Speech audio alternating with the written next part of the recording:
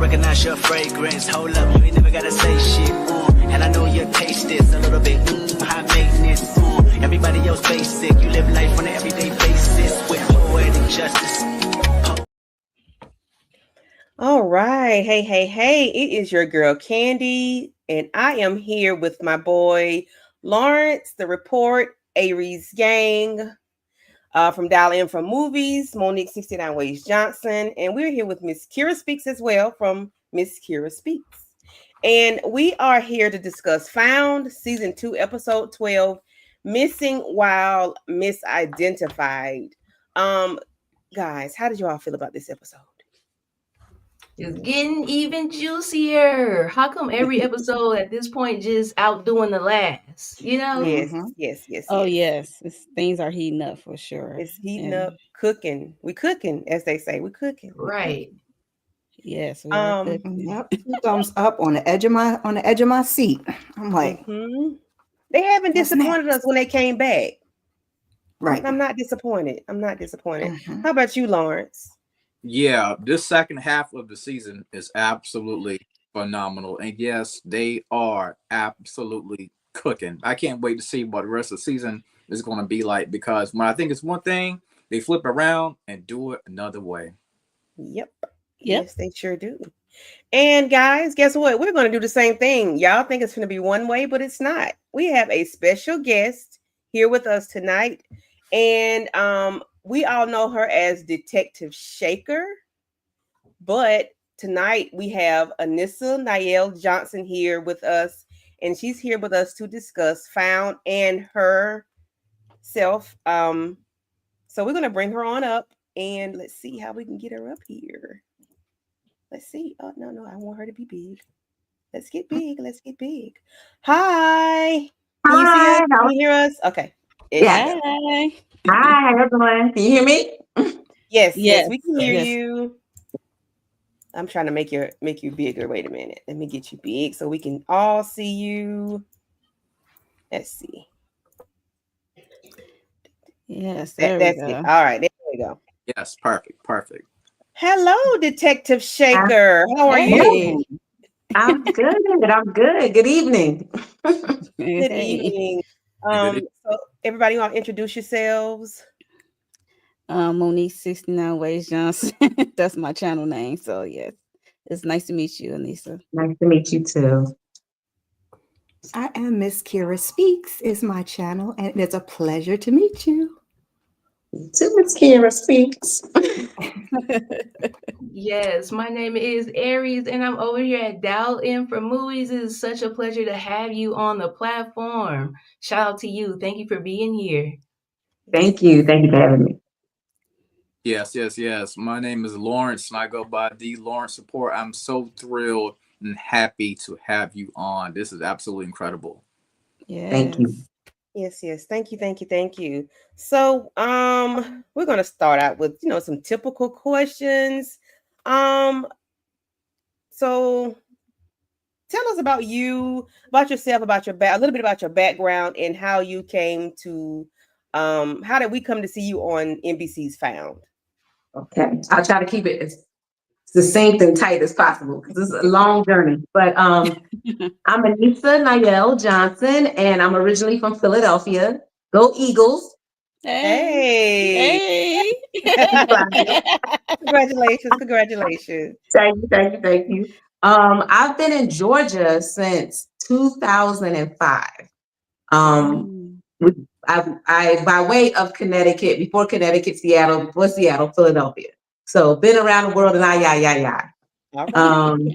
yeah. And I met my husband at Temple University, and that's how we wound up being in Seattle. I started out in the arts. I went to Franklin Anderson High School Performing Arts in Philadelphia, FLC, affectionately known. And I was a dance major, dance and technology. So we had to have a technical side as well as an art side. So I majored in dance, but because it is a performing arts school, we got to touch all of the different sides of the arts. So I act, I got to sing a little bit. Singing was not my thing, but I can sing on Happy Birthday. That's as good as it gets. And I painted, I wrote a little bit, and yeah, so we got to touch all the different genres of the arts. But I always thought that I was going to be a dancer through my whole entire life career. And I blew my knees out doing a dance movie moving forward here in Georgia. So a couple of my mentors got me into looking at doing things outside of dance, like behind the camera. I mean, but not just dance, but behind the camera, and think about doing some acting. I also majored at Temple in psychology. So I was a therapist. So I counsel people with schizophrenia, bipolar psychosis, dual diagnosis. So that was like kind of like where I went for the technical side. Always had a backup plan. But this was my life's heart story was to be a dancer. And then I got into acting. So moving forward here in Georgia, I started acting here, I think I want to say in 2009. And I went through a couple of different agencies, but I wound up at People's Store, which is now Formation Talent. It just changed a couple months ago, probably like a month ago. And that's when things kind of changed. I started getting more opportunities, like working on Black Lightning, Spider-Man, Echoes on Netflix, Reasonable Doubt, things like that. Like things started growing more for me. But I have been in this business for a long time, and I work, like I said, in front of the camera as well as behind the camera. So I directed one piece. I produced quite a few pieces, and I also did things like hair, makeup, full focus, just to figure out, what I could like gravitate to and figure out what I really had a passion for. Because I believe my heart song is always to help people. That's where God called me. That's my service purpose. So now I'm doing it through acting. I do more therapy on set than I did when I got paid to do it. I can imagine. So yeah, so that's kind of like the long short. I had some amazing mentors, amazing trainers over the years. From Mel Jackson, that was my original mentor. From Natalia Livingston, who played Emily Quartermain on General Hospital. She's one of my dearest friends, as well as one of the few people in the early stages that really kind of spoke life into me as far as you're enough. You got this. Your service purpose is going to shine. Just be you. And Christine Horn, which is the booking magnet. If y'all don't know who that is, go take her class. She is a phenomenal teacher. So yeah, Christine Horn, who used to be in LA, but she's back here in Atlanta as well. But she also, teaches online. So I've been blessed to work with a lot of really good people and a lot of talented artists. So I pick up stuff from different artists that I work with on every set. I'm a forever learner. So I'm always open to learn something new. Even when I did background work early on, I worked on Flight with Denzel Washington, and they upgraded me. So I got to do this big scene, and it was when he was before the NTSB board, and I got to watch how he works his craft, literally how he studies in between takes and what he does, and he sits back and how he memorizes his line, how he writes his line down, he puts the book underneath the table. Like all those little things are nuggets that you can walk away from and utilize. So I've been blessed to be able to have all these really cool opportunities. okay. So that's kind of like the story in a nutshell-ish, kind of. Well, you have a very vast, wide. It seems like you did everything, either on camera, behind the camera. And you say you were a psychologist? Well, I was a clinician, so I counsel people. I majored in psychology, but I was a clinician. So yeah, I worked. Yeah. Okay, I can see you doing that every day and talking and having to talk the people through it, and especially on Found, because Found can get inside your head. And listen, I know you probably. Ooh, I can see you have to talk to everybody, just about everybody on the cast. When I'm reading them scripts, I'm like, well, who thought this up? Because I'm like, I know. I'm like, what's going on in your life? Are y'all okay? Is everybody okay? Right. Yes. Anybody got some questions, Lawrence? So how did? Okay, go ahead. Yeah, my question for you is, what was the audition process like for Detective Shaker? Well, this is actually a 2-question part, but what was the process like, and where were you at when you found out the news that you booked this role as Detective Shaker on NBC Found? Okay, so I audition. And I wasn't doing it. I was really, really sick. I mean, I was in the bed sick. And I had a girlfriend who had a big Marvel audition that I needed to coach. And she came over and I slid out the bed for her to try to help coach her through this audition. And she still hadn't put her makeup on. She was taking a lot longer than we thought. And so I said, well, you know what? I got this audition. Let me just put some makeup on and try to get my slate done, which is where you say, hi, I'm Anissa Nail Johnson, 5'5", you know, the whole gamut.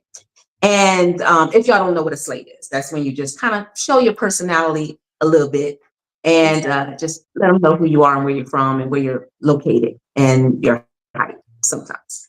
And so I did that, and she, you know, we got through her audition, and she was like, well, niece, you already dressed. You want to do it? And I was like, you know what?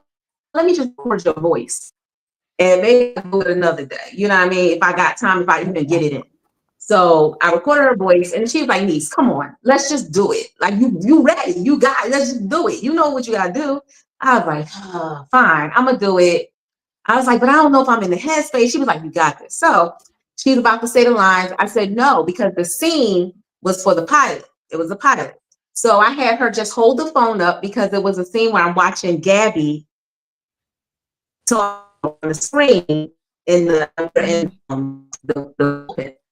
and a DCP did. So when I'm watching her, so I said, just hold the phone up and just play, and I'm going to react and do what I need to do to that, because that's how it comes in.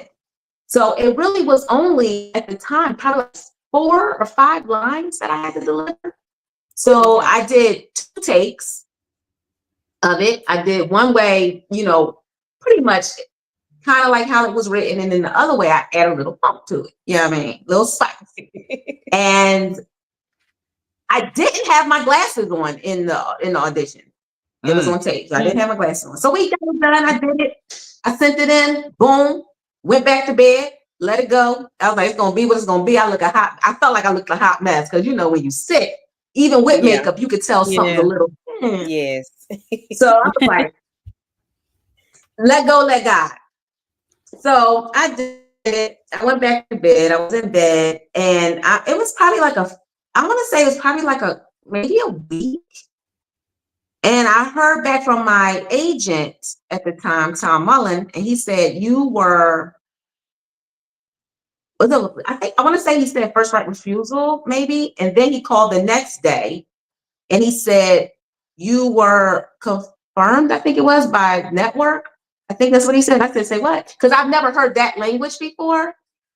Okay. And I was like, what does that mean? I booked it? Or like, you were approved by network. I said, you were approved by network. I said, okay. So network approved it. Approved what? Like how I look, or like, you know, I just never heard that before. And I've done network stuff that I didn't know. I know it goes up the chain, but I've never heard that language. So, and being as though it's a pilot, that was my first actual pilot that I worked with.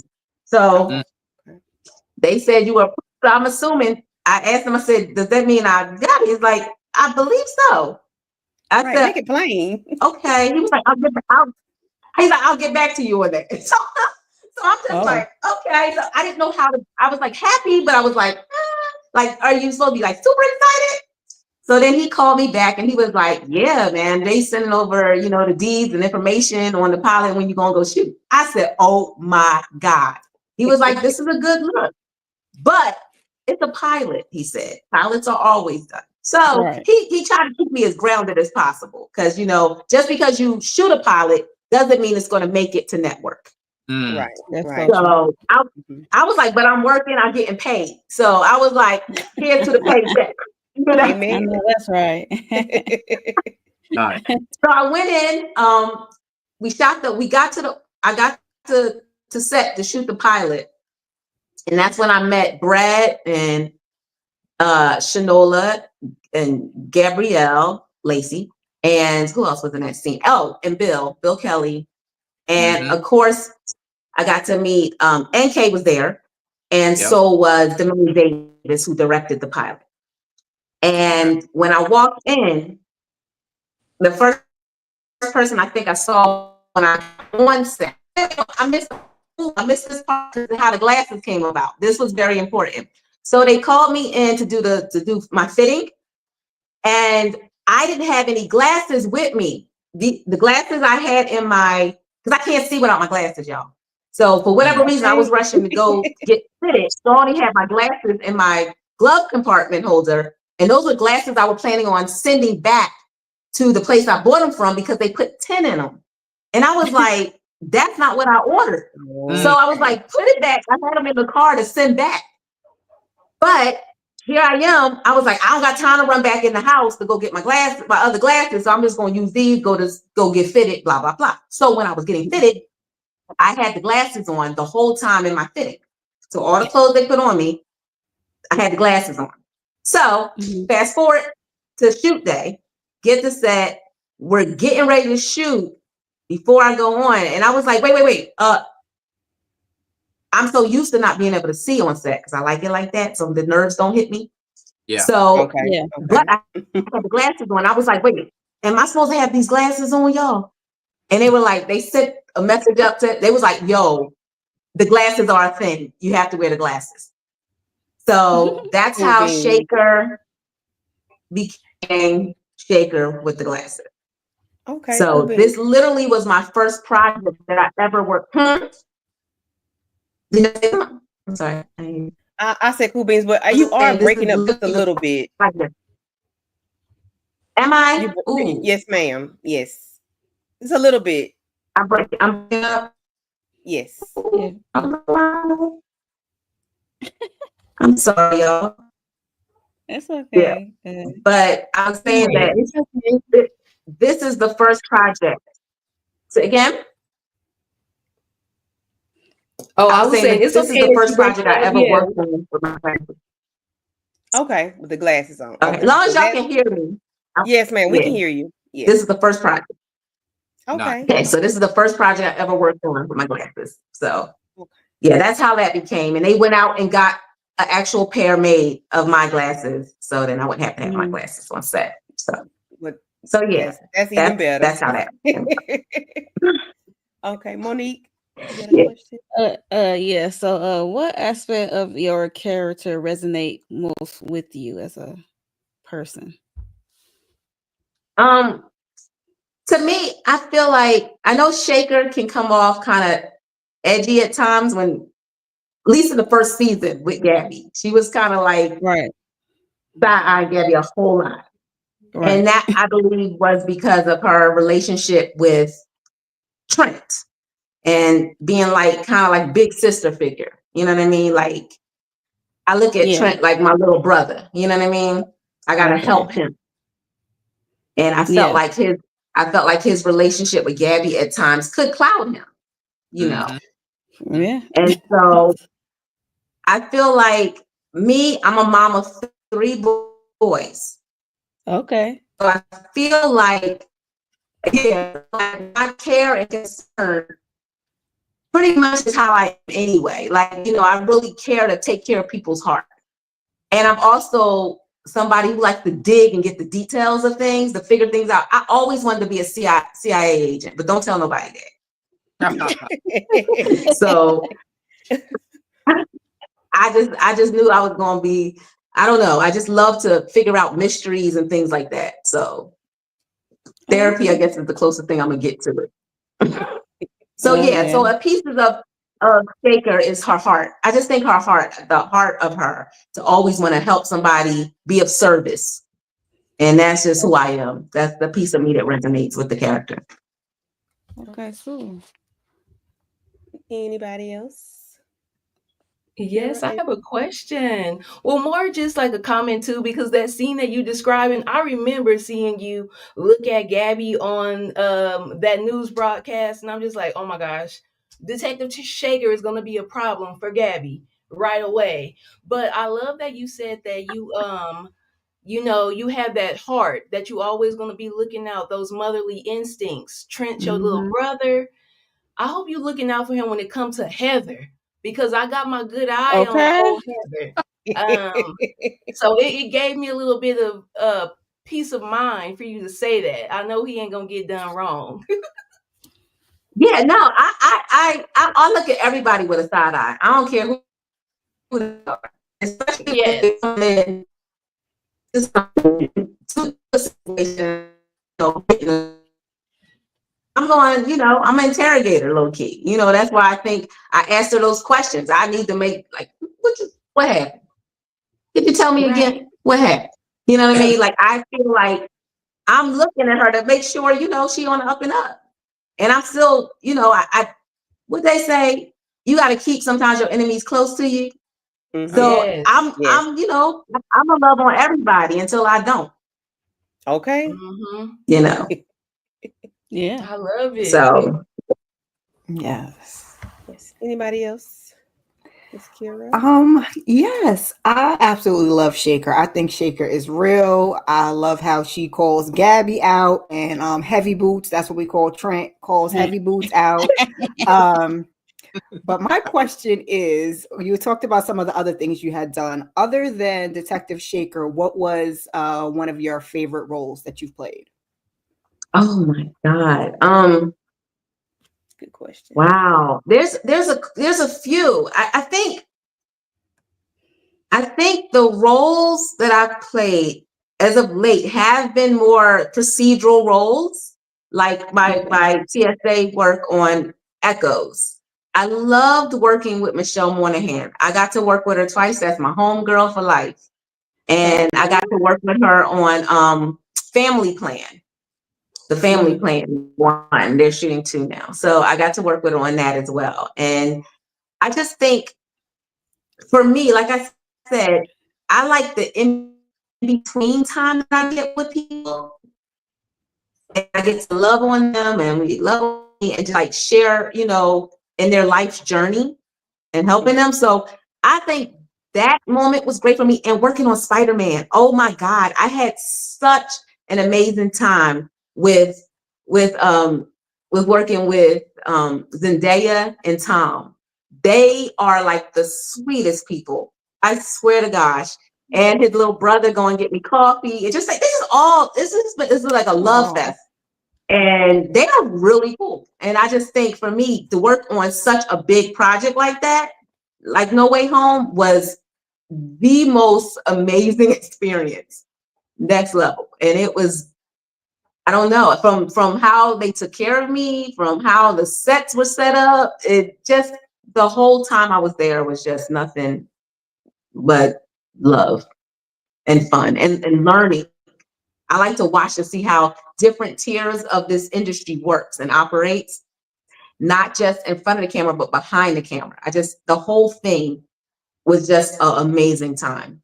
And some of the new toys that they use, I call them toys, but equipment I've never seen before. And I'm like, wow, that's dope. Okay. So yeah, those are 2 projects that forever will be on my heart. So okay. Awesome. I have a challenges question. So what has been your biggest challenge, the biggest challenge you faced in your career, and how did you overcome it? So I will say this. Procedural is a different tempo. So for me, I said I never was going to work on a procedural. God is funny like that. That's the first thing He's going to make you do. So, and I said that because I used to get, not teased, but I was always told about my accent, my northern accent. You might want to, work on your dialect, not have such a northern accent. And I'm like, but it's who I am. I can, speak Southern. I can do all the different dialects, but the North is who I am. It's the essence of me. And so I was like, that might become a problem because procedural is so fast talking. You got to make sure you end, your words. You got to make sure in Philly, we cut things off. There's no end to our words. Yeah. So to do that, be at a rapid pace, you're constantly in motion. You see on the show, we always moving. We always going. It's rare that we just still for a long time. It's just not happening. So to be able to move your gun, pull your gun, deal with that. And so I thought when I finally had been forced to do this, not forced because I wanted to do it, but like the challenge was there. I had to move on it. I had to take it. You can't say no to this. And for it to go from pilot to now series was an amazing thing. So I had to up my game. So that was the biggest challenge. Me and God, we talked a lot through this process. I was like, I don't know how to get a lot of copy. I got to do this. I got to move fast. My dialect got to be right. So within prayer and talking to other people and my acting coaches, we figured it out. Like my dance came into play. It's beats. It's beats for me. It's counting things out. 5, 6, 7, 2, 2, 3, 4, 5, 6, 7, 8. 3, 2, 3, 4, 5, 6, 7, 8. Get the paper, get the file, walk. You know, like it worked. Everything that I've been through up to this point played a part in me being able to do this role. Even for me being a mom, even for me dealing with my kids, my 3 boys, they're amazing. 23 at the end of this month, 18 and 15. 2 in college, 1 in high school. So I think that's my biggest challenge. And being able to navigate motherhood, being a wife of 26 years, doing this stuff over here, take care of the kids and the entertainment business, and not giving up on my dreams. A lot of people defer their dreams because they feel like they can't have it all, so to speak. I feel like you can. I feel like you can. God has made you fully equipped, fully furnished to be able to do with your service purpose. And what you don't have, he will supply. That's so word. So when we don't say book something or get something, I look at it as all rejection is God's protection. Yes. They may wanted an apple, you a juicy orange. They wasn't ready for the OJ. The time will come. It's something you had to learn from that opportunity in that moment. And it'll play into where you're going. Every aspect of life, there's something you can learn from it. If you're not winning, you're growing and learning. And that's how I look at every step of my journey from this point forward. So I hope I answered that question right. Yeah. Oh no, yes, ma'am. You did. Perfect answer. Lawrence. Yes. Can you tell me what it's like working with NK and Jermaine Davis? You know, when I found out that he was doing this show, you know, I come over from All American. That was a show I know NK was right there. When I found out she was doing the show too, I was like, well, I'm gonna check this out. So can you tell me what it's like working with NK and Jermaine Davis? Everything. Which is the part I didn't get to tell you, they breathed life into me from the day I touched down on that set. Okay, here's a piece that a lot of people may not know. Shaker was written for a Caucasian male. Wow. Okay. Say what? And I don't know how close I am to that. I don't think I am, but what I did, not at all. So the fact that things worked out that way and I booked it was crazy, because the main also told me that when they saw my audition tape, they knew that I was Shaker. Nobody disagreed with that. Everybody from top down felt as though I was Shaker, even though it was written for a Caucasian male. That it was something that happened that made them believe that this was for me.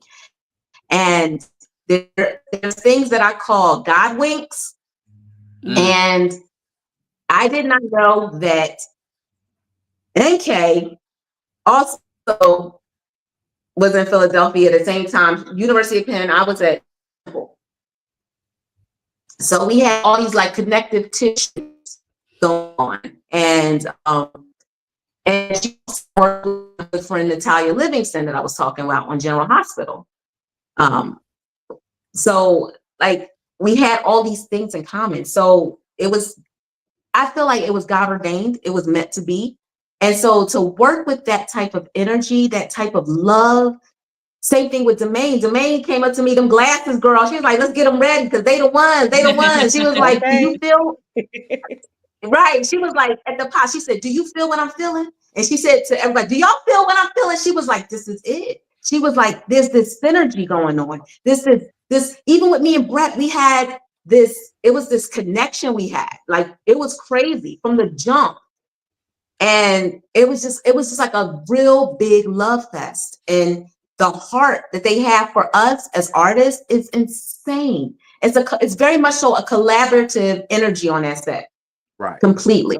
Like, where over the season, now that we're on season 2, I feel more comfortable. I feel like, hey, what y'all think about this? Blah, blah, blah. Of course, I don't go crazy and do stuff, but I asked them, I feel like Shaker would do this. And they were like, yeah, the director would co-sign on it or not. And they were like, yeah, go give it a whirl. You know what I mean? So it's been phenomenal. To have so many women on set in powerful positions, and Black women, is a beautiful thing to see and experience. And from the top down, it's nothing but greatness.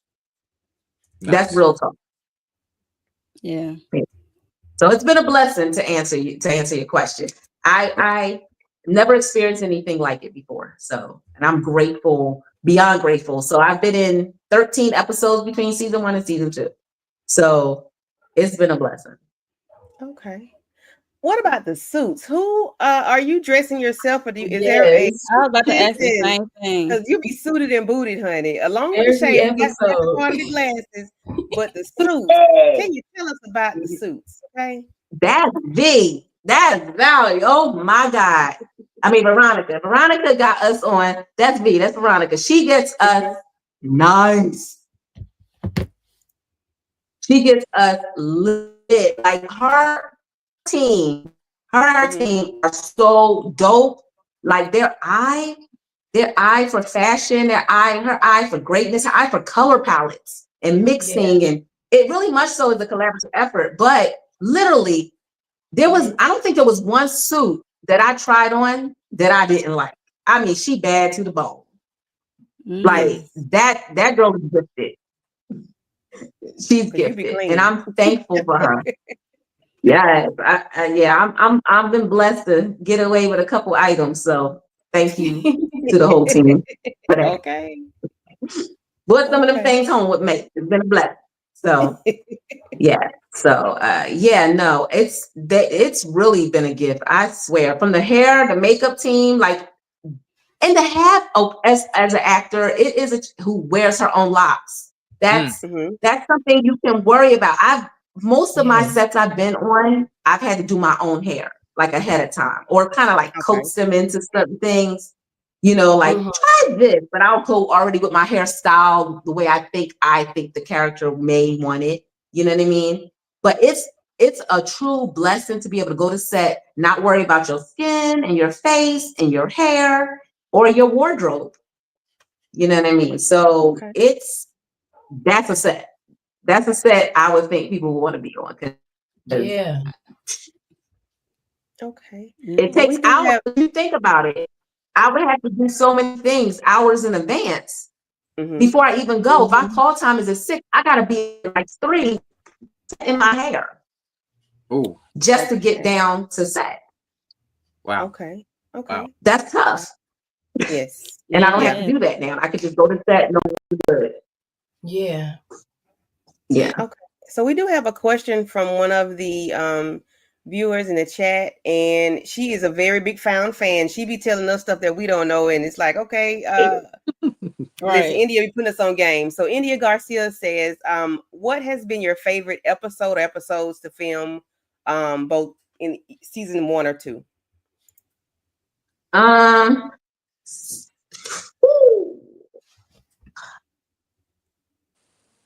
So I'll say season 2. It would be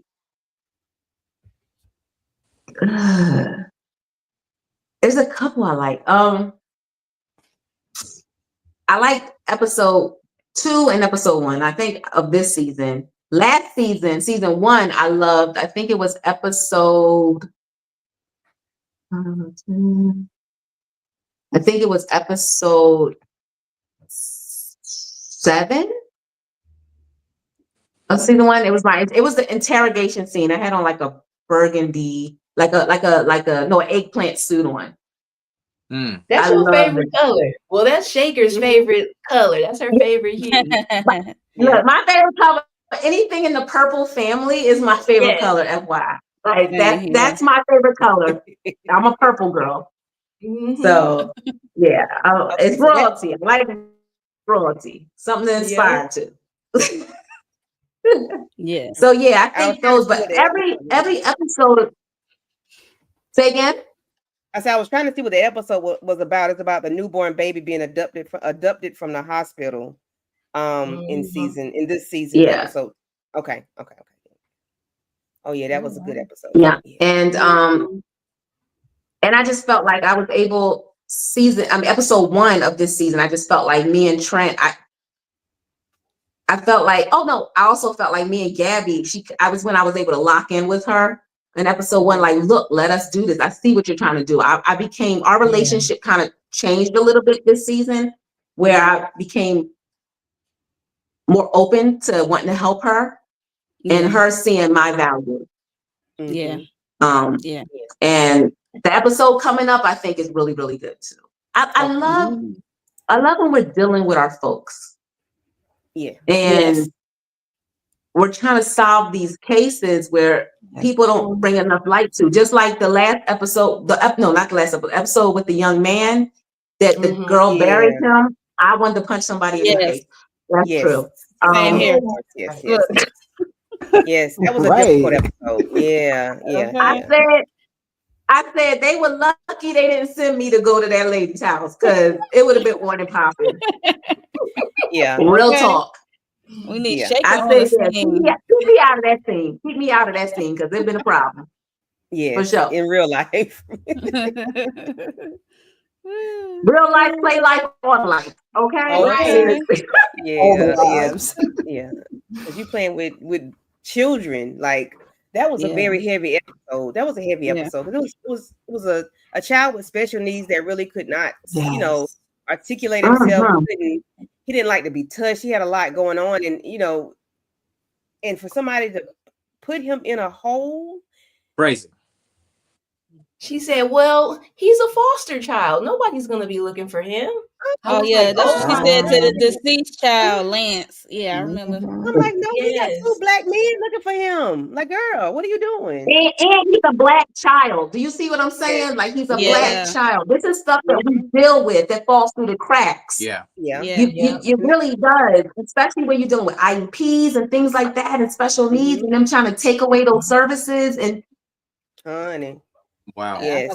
Real life. It's real life. It was real life. That's one of the things that I love about the show. Yeah. And NK and Sonae, those cases. And NK and Sonae are such amazing line producers and writers, and just the whole writing team is ridiculous. And I'm gonna tell y'all like this. There's some things y'all don't get to see because they have to edit. You don't get the full story. You understand what I'm saying? Like, if you can get it from the first word to the very last word, oh my God, their writing is. I wish there was more time for television, because when I tell you, if everything that's on the script could be like really seen, because we shoot it all, but editing, you have to edit. The time situation. And oh my God, it's just brilliant. They're just brilliant. They're just brilliant human beings, and they are truly a gift. They are, all of them. Yeah. And what they're putting on that paper is ridiculous. Yes. And it's a lot of stuff is like true to life that they're, it's not any fake made up stuff. A lot of the stuff is real. Like, it seems like 90% of it is real. Yeah. When it comes to, even with the, the LGBTQ part of it, you got the children with, special needs. You got the Hispanic lady that was missing, that had a son that was missing for forever. That's stuff that's like kind of going on now. Yeah. It's real life. It's Found is amazing. It's an amazing show, and I tell everybody about it to watch it because, like we're saying, it's real life. It's real life, but it's on television. Yeah. Even with that. kidnapping children, the kidnapping children part, that's real. It's real life. Unfortunately, these are literally every single day cases. You know what I'm saying? Yeah. Mm-hmm. Yeah, the numbers are insane. The numbers are insane with how many people go missing in a day. Mm-hmm. Yeah. And how many? It's ridiculous.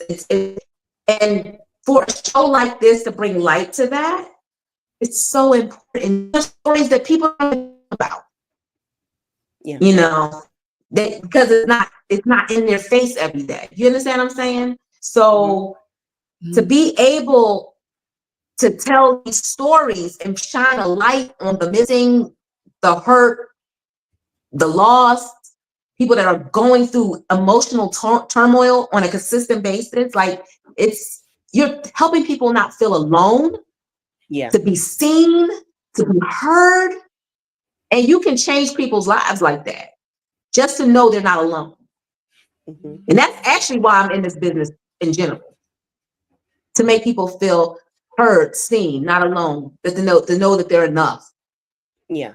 And that people are out there with care and concern about their situations. That's beautiful. Yeah. Anybody else have any question? I got a question right quick. So you worked on Spider-Man. You also worked on Black Lightning. If there was one superpower that you could have, what? Yes. Oh my God. I knew, and I had an answer for this a while back, but I'm older now, so my brain don't work like it used to. Let me rethink the question. Take your time. Take your time. Not too much time. I'm coming. You know Jefferson Pierce, he had lightning, for an example, I wish I had the power to remove pain and replace it with love and light. And that would do so much. So, right. Healing hand. That right there will heal the entire world. Yes. Right. Yes. That's what That's a good one. That's a deep one. Yeah. Deep power. Yes. Because that affects how people operate and move and function. Yeah. Yes. Yeah. Like your past life's pain, the things when you're growing up, the things that you experience dictate how a lot of times you affect other people. So if I can remove that and replace that with love and light to block that hurt from people, I think they will be able to give more, be of more service and help each other. Wow. Yeah. So, yeah. Well, that's my superpower.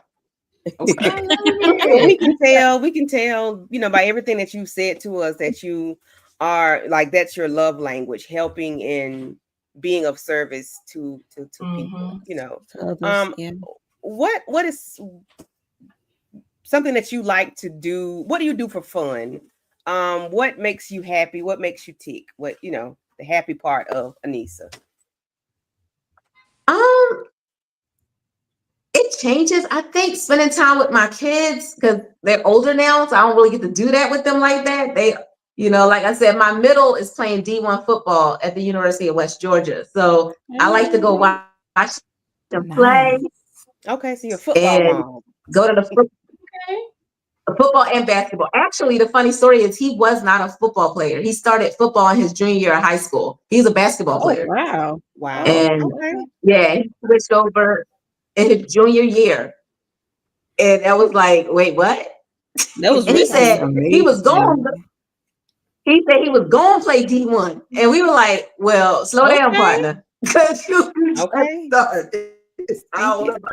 but he already broke know. records in his.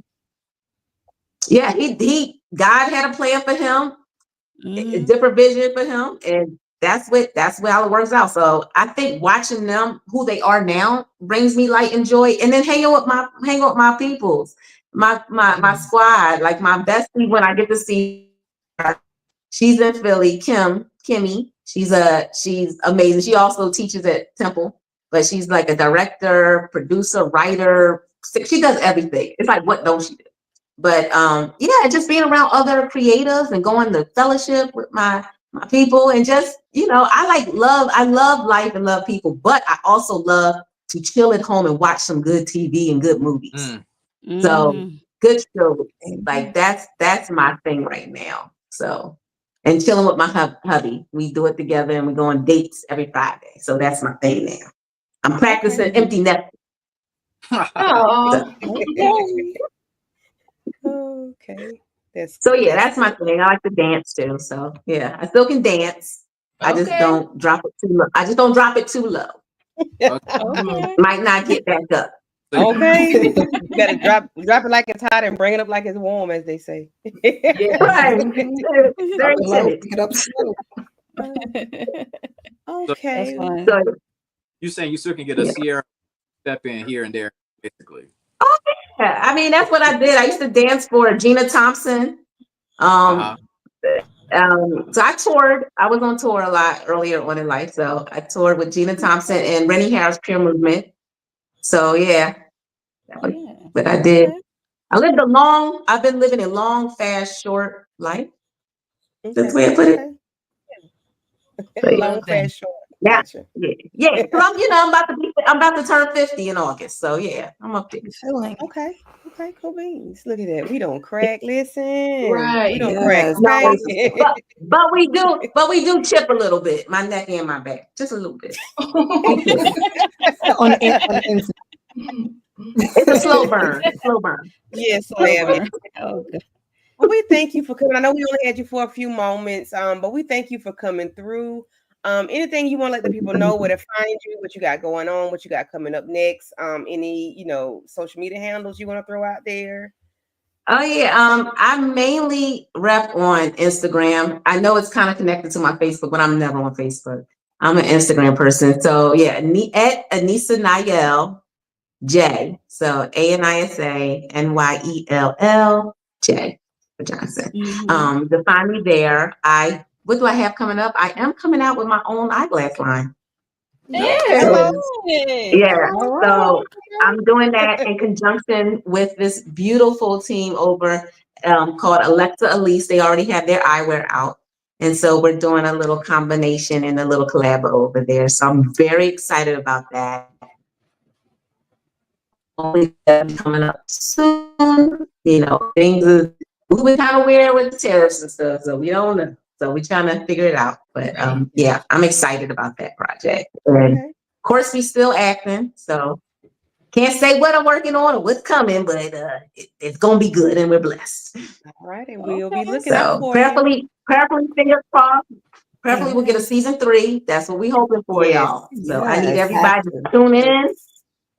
So Shaker can come back, because this week, I believe episode 30 is my last episode for the season. So okay. Yeah. For the season? No. Oh man, come on. It's above my pay grade, trust me. Right, I know. I'm not dead, so I can come back for season 3. We need the Okay. So we gonna Yeah. All right. Okay. So we believe this to get more expensive. Yes. Please pray for it, make it happen, y'all. The fans gotta make it happen. The fans gotta make it happen. Yes, ma'am. That's what we are here for. To keep you working, to keep everybody working, and to keep found on our TV screens, because we are really, really loving the show. Yes, ma'am. So yes, I will tell y'all this. I will leave y'all with this. Oh my God, it's so much better. Oh my God, it's so juicy what's coming. What? Y'all, and I'm talking about the whole season. Like, it's ridiculous. That's all I can. That's what I have to leave y'all. Can't tell y'all why it's ridiculous, but I can tell y'all still every episode will be a cliffhanger. Wow. Oh. Okay. Can you tell us a little something else? You can add a little something else. A little bit more. Okay, all right, here you go. Don't tell nobody I told y'all this. Okay. But the suits and the wardrobe gets hot. So that's all I got. Okay. We'll take it. I believe you on that one. Now that one I believe. I believe. Right. That's hilarious. That's Well, Miss all Johnson, I can give contractually. That's all I can give contractually. Right. Yeah, well, we thank get it. Trying to you make it so to season much. 3. Yes, to make it to Yes. season 3. We got to have you in season 3. Yes, ma'am. Well, Miss Johnson, I thank you for coming to visit us and chopping it up with us. We really appreciate you. We really love you and your character on Found, and we cannot wait to see what else you have in store for us. And if anything, nothing else, just want you to have a good night, great rest of the year, and many blessings to you and all of your endeavors. Oh, thank you guys so much for having me. I appreciate what y'all do for us too. I'm loving watching the recaps. I'm loving to hear what y'all think, and it's just been a blessing. So thank y'all for doing it. Yes, ma'am. And also I want to thank Lawrence, you and Lawrence for the connection. And I'm glad because we don't have I'm sorry, let me say this.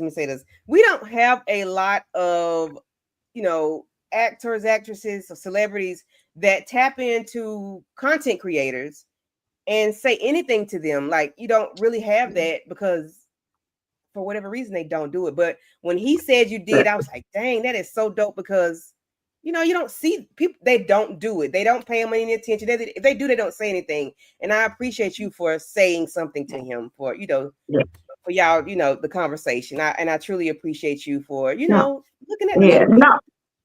Thank you for saying that because I'm gonna tell you, I'm the type of person, I'm a grassroots type of person. I'm like, get it on the ground. Like, I believe everybody has a voice. Everybody should be heard.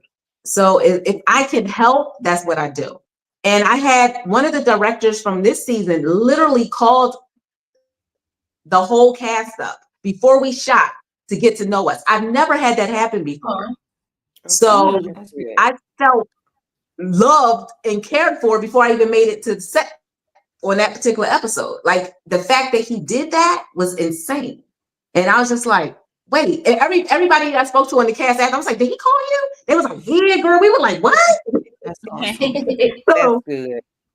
It makes a difference. Yes. Yeah. So, I just want to say that's how I operate. If I can, I will. I'm honest too. Like, I'm Yeah. Okay. We're gonna have to have you come back up when the season ends so we can have a conversation. Okay. Yeah. Because I'm watching this like Hey. Yes. Fingers crossed for season 3. Yes. Please. Yes. Because eyes, not even just for me, but I want it for NK and Zone and the cast and the crew. Because the work and the amount of hours that we put in, I can imagine. overnight, we be going, we be going hard, like late nights, like overnight. They be tired, but they push through to bring these stories to life. Like, there's the cast, not just the cast, but the crew, the hours they got to get up and then the hours they end because they're there after us, breaking stuff down, and they need all the love. We could not do this without them. Our crew is ridiculous. Our crew is the bomb. Motherfucking calm. They are amazing. All the hard work shows. It's a great show. Yes, it does. It shows. It shines right through the the camera, the lens, and I'll be ready to talk about it. I'll text somebody like, "Did y'all see that? Oh my gosh, y'all watch it? Have you watched it yet?" I love it. Yes, I love it. We love it. Yes, ma'am. Yes, ma'am. Miss Johnson, thank you for coming. So I'm always available to chop it up. Thank you. Yes, ma'am. Thank you so much. Thank you. Thank you for coming through, and we appreciate you, and we can't wait to see you. Thank you. Bye-bye. Thank you. Bye-bye. Enjoy your evening. Bye-bye.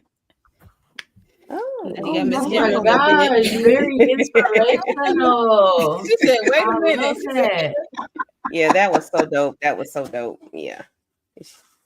Shout out. She's just so warm. I love it. Yes, she was so warm. For that. Yes. Yes, thank you, Lawrence. Yeah, Lawrence Yes, got Lawrence. that Yeah, thank you. connection. Yeah, we definitely gotta have her That's back for beautiful. the season finale. Yeah. Yeah, Right. so we can talk about the good Mhm. stuff. Right. Yes. I was like, we talk about it every week. You know, I be doing breakdowns. Aries be doing her breakdowns. I was like, yo, it'd be great if we get somebody from the show. Oh Mm-hmm. my God, she followed me on Twitter and we connected. I was like, yo, Andy, I got Nice. on. And he's like, are you serious? I'm like, yeah, Detective Shaker is here, baby. Yes, yes. I was like, what? All right. Yeah, that's Hey, amazing. whatever we got to do, we're going to have her bring her on up, sir. Put her in, Right. coach. That's funny. Yes. And I'm trying to get my slides up now. That was Yeah, so good. That was my very son was peeking in like, she's on right now. I'm like, yeah, that's the lady from Noah. Yeah, and from yeah.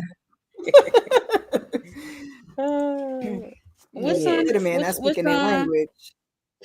The middle one that will never come on Oh, camera. okay. The 16-year-old. That's what I'm saying. Which one? Right. I'm saying. I know it's not the little man. No, because the little one would have been in the camera. We had to have a whole long Right. conversation. But the middle one, he peeked over my shoulder so he could see. He's like, with the glasses, yeah.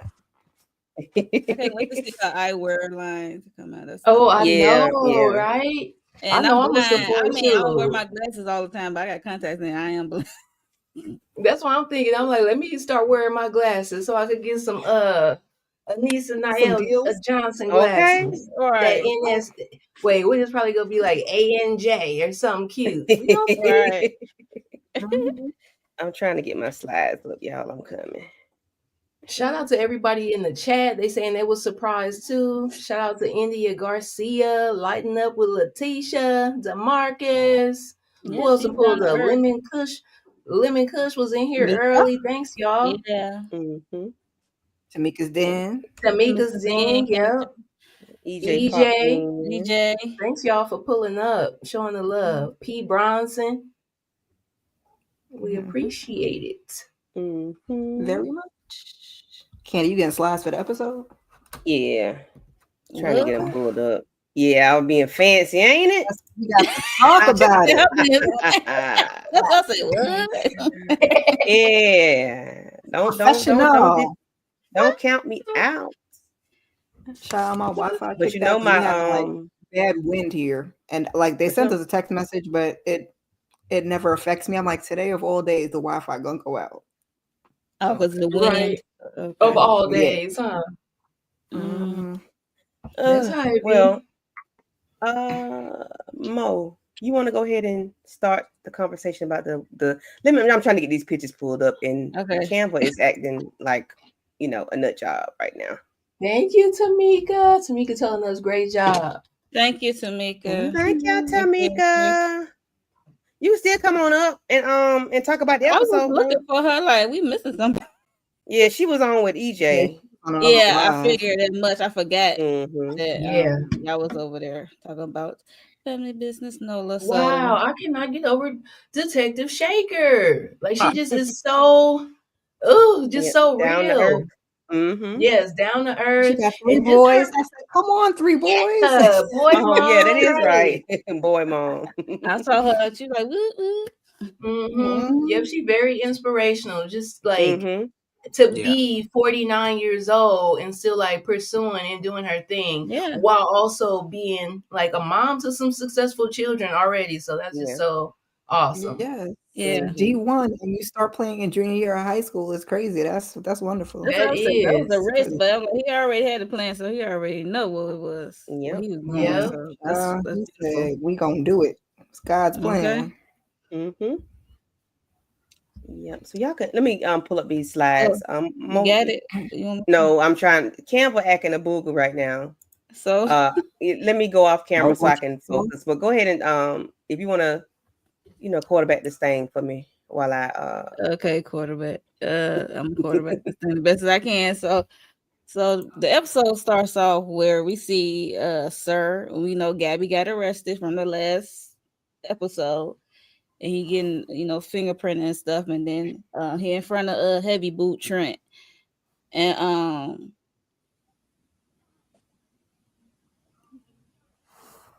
he in front of the camera, so he in the interrogation room. I forget. Mhm. And then because Gabi kidnapped him. Technically, she Yeah. did. And she admitted to it. Right, she admitted to it, and they got him in front of the camera, and they want him to tell him about Gabi's doing of kidnapping him. And then we get a flashback. So this episode is heavy on the flashback of Gabi and Sir, how he got captured into her basement and stuff like that. So it was 2023, 282 days before his escape. Come on, remembering the days. Come Okay. on. I'm good with if I see a number, I can kind of remember. So it's like, okay. So it also, mind you, in this flashback, we see Margaret still, looking for her son. Uh-oh. And we know what happened last episode when this little boy tap on her shoulder talking about, I'm your son and mom. And all the pieces. So, it's coming together. So we see a flashback as Gabi kidnapping and held captive of Sir in her basement. We also see Margaret coming in still looking for her son. They found some remains. Some remains, and then we saw he had an evidence bag of some shoes. Yeah, so and what's the name? Also help Gabi with Sir. What's his name? Don. Yeah, so we already know he helped. So we saw his involvement. And there go the girl. Did I kick people out? Wait a minute. Huh? Wait a minute. Is everybody up? Yeah, we here. Tamika's coming in. I think. Oh no, yeah, Tamika here too. Hey, Tamika. Okay. Hey, Tamika, girl. Let me adjust this picture. Can I adjust this? Hey y'all. Hey, Tamika. Yeah. There go our girl with a mug shot. I was so confused by this. Why you was confused? Yes. Because I thought Sir was just getting snatched up. I didn't know Gabi was going too. I thought, we taking Sir. Talking about that. She still had a warrant. I mean, she still had that warrant out for arrest. Yeah, that's what I came to realize. I'm like, oh no. Yeah. So so she arrested, and then flashback we see Margaret still trying to find her son. Found some shoes. It was her son's shoes. It was buried with some remains they found of a child. And they thinking it's Jamie, but they not sure. Which is this weird. was a twist that I didn't see. Margaret got me feeling like, did you even recognize them shoes? Because clearly we see that she's gonna force herself to believe what she wants to believe at this point when it comes to Jamie. Was them even his shoes? Like, she said, in other words, the Margaret vision doesn't work with Jamie when it comes to Jamie. The Margaret vision is broken. She let it go. She kick it to the curb. That's what she I was afraid this was gonna happen. It probably doesn't work since it's like her in her own situation and she wants her son back so bad. Yeah, I agree. Okay.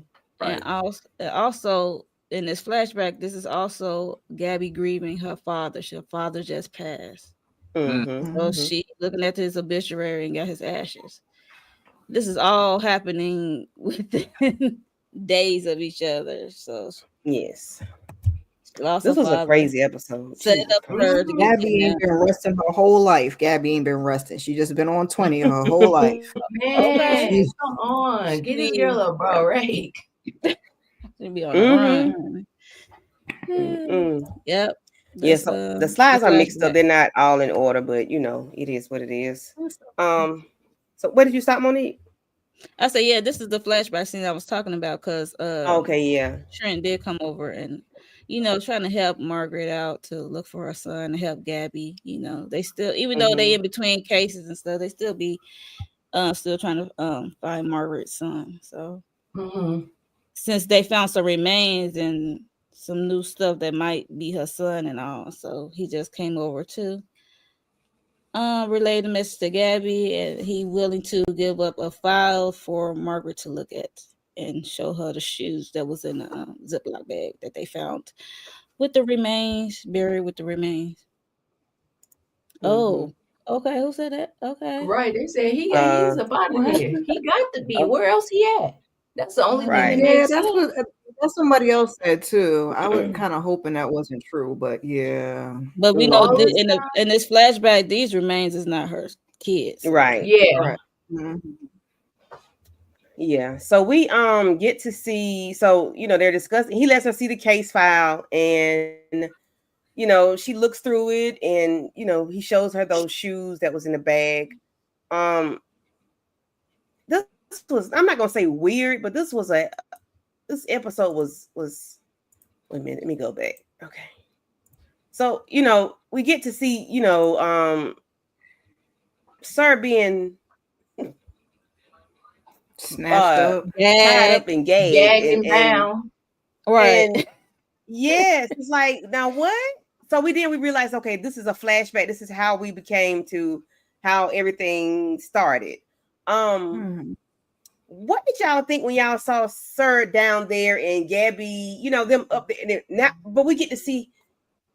I'm going back to the episodes of how he was able to hear in season 1, hear her talking, how that came up, how he knew where to go, how he knew where part of the house she was in, because he had broken out and been in that walked around in the house. What did y'all think when y'all saw him down there, and how I don't know, what did they zoomed in on this little gold looking thing that he must have used that to cut himself, to cut his stuff. But Yeah, because Gabi did not think none of this through, child. She just threw him down there, and he just got himself right on out. I said, "What are we doing?" And he was hearing everything. I said, "You did not think this gotta through." realize she's not thinking clearly because she's grieving and she's upset at the same time because she blaming Sir for her father's demise. Yeah. Yeah.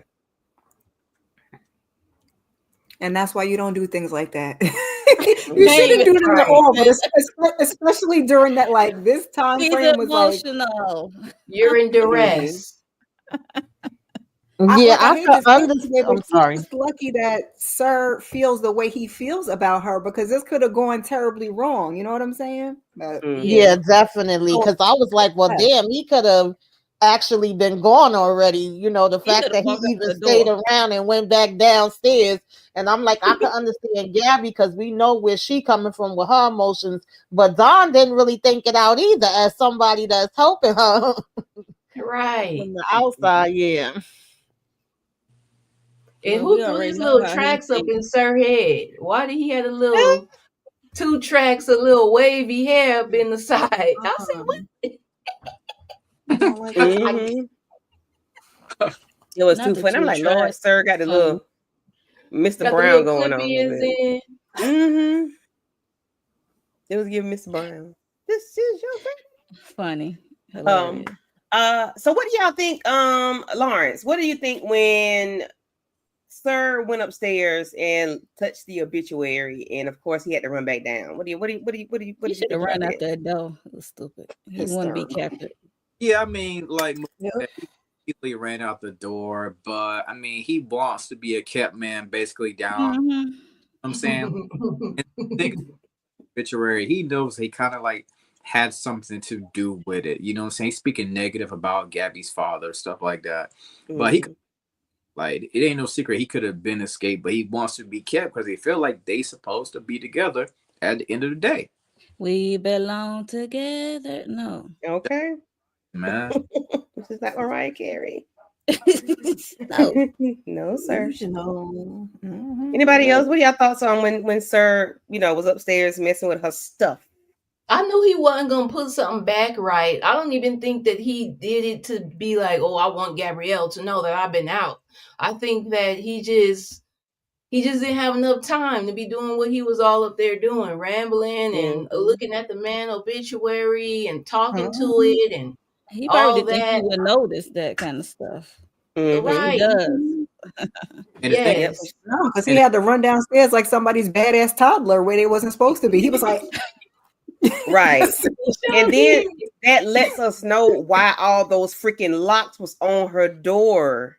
Yep. Yeah. That's why she had like 4 or 5 locks on the door. Because of your ass escaping. The thing about Gabi, she can always tell something is missed out of place. You know what I'm saying? She know, like, she basically or you've been walking around my house, or you move this item right here off the kitchen table. She knows when stuff is completely out of order.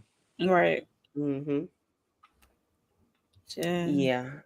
So when she end up and if I miss some, y'all let me know. But when she finds out that Sir was in the house, she goes down there with her blicky and she puts it to his forehead. But he saves himself by saying, "That's not Margaret's son. That can't be." It only took him 2 seconds to flip through that folder and know that wasn't her son. Right, And exactly. I said her walls is thin as hell. I thought my walls was thin. Like the whole conversation. And he in the basement. That's the crazy. Yes. He Yes. done I'm like, rolled okay, some down on the plastic. Like he they doing need a to lot. They need to get that foam and spray under there. Cause gracious, that's why he called heavy. That's why Trent is heavy boots, because you can hear everything. Right. Oh gosh. The whole scene had me shook with Gabi just on the brink with rage, anger, and sadness. I thought he was done for, but the whole Jamie discovery saved him. Yes, Jamie, and I think it saved him because he probably is part of the reason why this little boy is missing, or he knows something, because it was just too much. Like, come on now. But the book thing was very genius. Anybody want to discuss the book thing about the third revision with the added poem or something in it? And Anybody want to discuss that part? The Playground of Verses or something like that. I think that's what he basically proven himself to be valuable early on. Now we see how everything got started, because in the first season all we see is Sir being the man behind the criminal mind, so to speak, basically helping solve these cases. So now we seeing how he got there. Yeah, I would have been worried too if this wasn't a flashback and we already knew that Sir was alive and well, because Yeah, I definitely, first of all, I always appreciate the flashbacks, but even though you clearly know from us seeing, the beginning that nothing wasn't going to happen to him at this point, they're such good actors and it's so intense that you feel nervous, like, oh God, what's she going to do? What's going to happen? So no one ain't never going to happen. Right. Right. Like, oh Lord, she gonna kill him, but no, we know she gonna kill him because hell, this a I said she must have at least popped him, because she went down there with that blicky like she was about to do something with it. Get a little pinky toe or something, child. Something, She wanted him. Yes.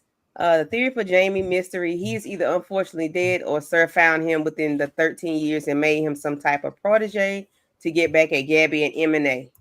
Wow. Okay, now. Oh, I won't be surprised. Look, pretty deep. Okay. So, let's talk about this Jamie. imposter. This imposter. Okay. India has said something earlier about maybe that's a nephew of Sir's or something earlier in the comments, and I was like, now that could be or that girl, Heather's somebody, somebody working with that witch. So thoughts on how Margaret her vision is not on. Like Tamika said, maybe it's not working because it's her. Her vision is not on. She doesn't want to hear anything. She doesn't want to hear anything from anybody. They are they're walking on eggshells around her because they don't want her to, like Don said, he don't want to have to go back and get her ass out the water. Okay. Wading in the water. They're tiptoeing around her, but I wonder at what point are they going to tell her, like, listen, you're going to have to come about this because this ain't your son. Like, he's acting very suspicious. Like, you don't want to go home. You keep asking more about Gabi and M&A than you're like, you don't want to know anything about your mom. You don't want to know anything about your family. You don't want to say where you were. I'm guessing he don't have no mole on his right elbow. Yeah. We ain't synced it. Okay. I said, why are you asking about Gabi and M&A? And he's like, he's looking at he's looking like he's analyzing everything. Like he's looking, he's trying to figure out how many X's they got, how many this. It's like he's trying to figure out what's going on in M&A. He casing the joint. Yes. Yeah. He casing the joint. For what we don't know, but he sure is. Oh goodness. That should have been a first red flag about asking these questions about M&A. Gabi, this man barely wants to even embrace and wrap his arms all the way around his mother. Like we didn't hear no mom, Mom, I miss you. We didn't hear nothing like that right there. Right. He supposed to have walked up to her like on that scene from Color Purple. Mama. That's what he was supposed to do. He didn't do that. I'm sorry. I'm not believing it. Mama. Yeah. And then he's looking at them like he's suspiciously. He's looking at Don and Bella. Gabi. And like they're suspicious, like they owe him something. You know what I'm saying? Like, or he knows they know. Yeah, but this lady here acting slow. So long as she acts slow and y'all know and y'all don't say nothing, I'm gonna be all right. But I think he would hurt her. I think he would hurt Margaret. That's what Don was worried about. That's what they were worried about. Like, are you on drugs? Was acting weird.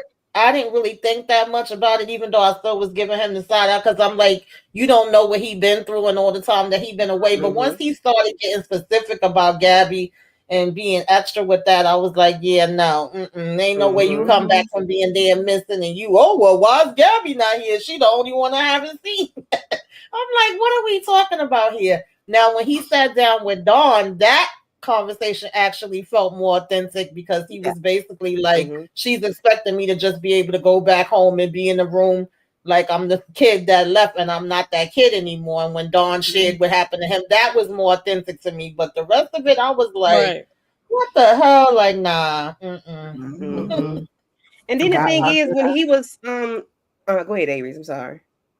Oh no, that was somebody else. I think it was that. No, I just said got my good eye. That's all I said. Oh yeah. But then when he was asking about if it's who's a pessimist and who's an optimist, I'm not Negro. Boy, you don't know these people, right? Or he pretty much read them down, like, oh, you must be an optimist, or do you know these people? But where have you been that you have this information about? Right. But did y'all also see that disgusting look that Gabi had on her face when she was looking at him as if Gabi already knew something? I don't know if y'all remember that scene, but the way Gabi, I think that's the scene where he's looking at Gabi in this picture right here. I think that's what he's looking at. He's looking at her like, you better shut your mouth. Right. Yeah. Margaret is the only one that's blind to the BS. I feel like everybody's kind of sideways. Even Zeke, Lacey, everybody's like, we don't know this man. Hell, Zeke from a computer screen, right? Vibes. And then when Zeke went and checked the cameras to see like did he ever get off a bus, and we finding out that he actually been coming there over the last couple of weeks, so he may have been watching them all this time as well. And when the way she first reacted to him, she was trying to read him, so that shows that there's some doubt that's there with her too. Because at first I thought she looked at him and recognized him immediately, but it's like now it wasn't that. So yeah, I wasn't sure about that either. I was like, are you looking at him like, if I didn't see my son for 10 years, how you look at your son and you know that's your son? Or are you trying to Margaret vision him? I was trying to pick up on that, but Don asked her and she ain't telling. He was like, you did the Margaret vision. What did it tell you? She was like, it's my son. I was like, oh God. Come on, Margaret. Me alone. No, we're gonna have to get her committed. For real. And then when he said, but did y'all hear when he said you still wanted to look for me, but it was like he was throwing a hint at Gabi, like she ain't want to look for me no more, but I'm glad you still want look for me. Did y'all remember him saying that? Yeah. Like he was throwing digs at Gabi so much. Yeah. Like, why are you what how you know who want to look for you some more and who stopped? Like, how you know that's all what that? I want to know. How does he know when he got abducted or whatever, when he ran off? He was a little kid. The remains that we found was even 12 years later. So you don't even know nothing about these. Did Margaret even work at this job when he was abducted. You know? Yeah.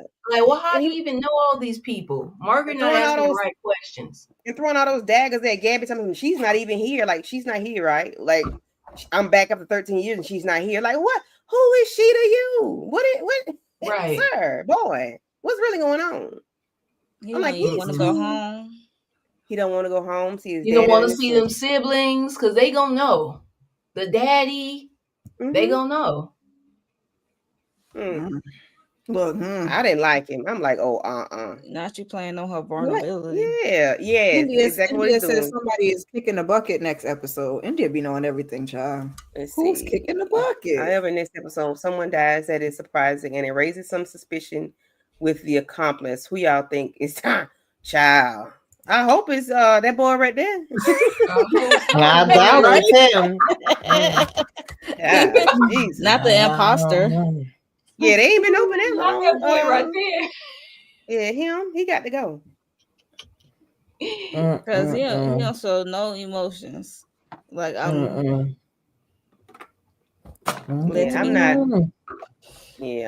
not. I wasn't feeling him when he first grabbed her the other week. No, because the timing of it all was very suspect. Very yes. Yeah, absolutely. Yeah, because she went, soon as she went in, here he comes. I think who brought it up? Gabi brought it up. As soon as I leave, she was like, "No, what's the chances of that? No coincidence like that." I'm gonna need Don or Gabi to slick do a DNA test. Yeah, they did. I think they did. But I think that's what Don was trying to do when he took I thought that's what he was going to do with the cup, but then later when he ate the pizza,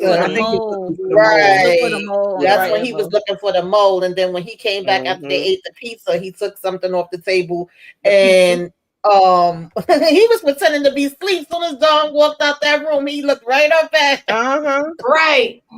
Oh, right. Jesus.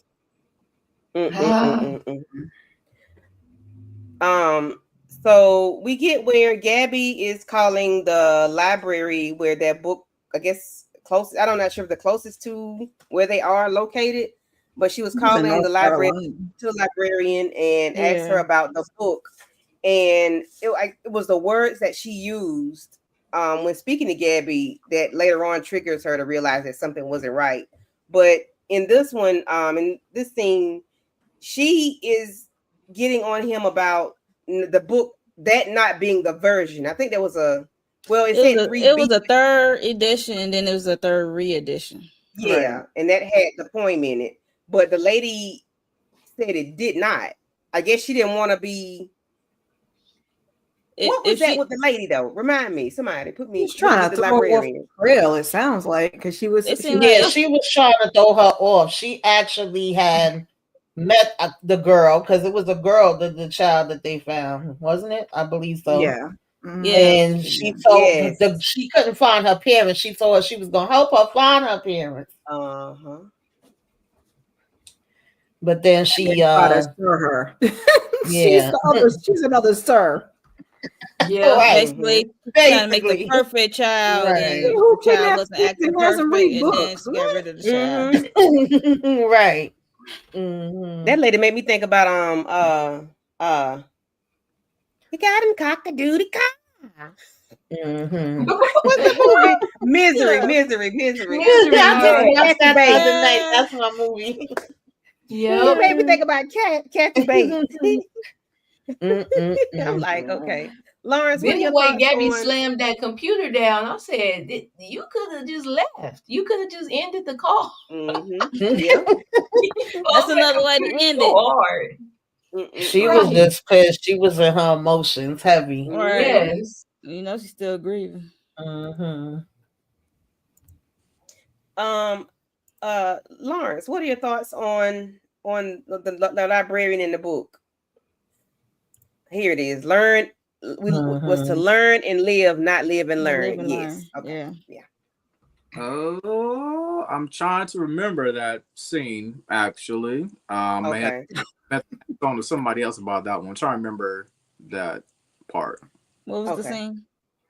Oh, the librarian, repeating that line. Her motto was to learn and live and not live and live and learn. But then when Gabi said, I think Sir said that to Gabi, that's what made her call back or something. Yeah. Okay. Then she went back to Sir and it was like, you lied to me. She was upset with him because it was like they confusing the third edition with the third re-edition. The third edition originally came out in 2007. The third re-edition came out in 2015. So with a salacious poem in it. Sir was like, you knocked me on my head. Like, I misspoke. Relax. I'm woozy. He was like, I'm woozy, you know. But then she told him you can't. She threw his food down like they did on The Color Purple. She said, you can't eat till you figure this out. And he put them glasses on and was getting right to work. And getting to work. I said, okay. She said, I'm not going to unalive you. I'm going to keep you here to help me with these cases. And make yourself useful. That's exactly what you're right, Avery. That's exactly what he wanted. Partner by any means. Yeah, by any means necessary. But I was glad to see the flashbacks of how this became, you know, because we all said it, you know, like this is what happened, but we didn't know exactly how it happened. But he was saving himself when he did this. Let's see. Leaving that part. Poor Margaret. Okay, y'all remember in this scene when I think it's like in the beginning of the episode when Sir was downstairs cutting the food and they up there talking and he making all that noise and you got Don trying to leave. That's one of my tools. I left my toolbox on the edge of the ladder and it must have fell down. I said, y'all know y'all look suspicious. Yeah, that is so whack. And I bet you if they think about it, they be like, yeah, right. You know they thinking about that like, oh, you remember that time we was at that And this is where Don had an issue with what's the name who stayed in the house. He said if you would leave the house, you would have this problem. Didn't it? Because I was wondering, I'm like, why would he talk to Zeke like that? But I didn't realize at the time that it was a flashback. It was not cool. Last season they had to have a come to Jesus moment. Right. Really not talking to him like that. Ethan is the one that really brought them together because he told Don like you know you'd have been through the same thing. Go over there and talk to that boy. Yeah, that's when I like Ethan. Yeah, right. When we used to like him. The like. And even Dawn was, you know, recording a video about to try to tell what his part was in on, you know, with this whole thing because he didn't want Gabi to be in jail. Him recording his confession. Right. These are my confessions. Right.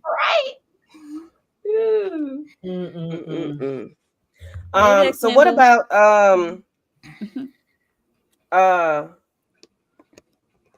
Gabi talking to Sir about them becoming partners in a partnership and then telling Gabi that he suffers from panic attacks.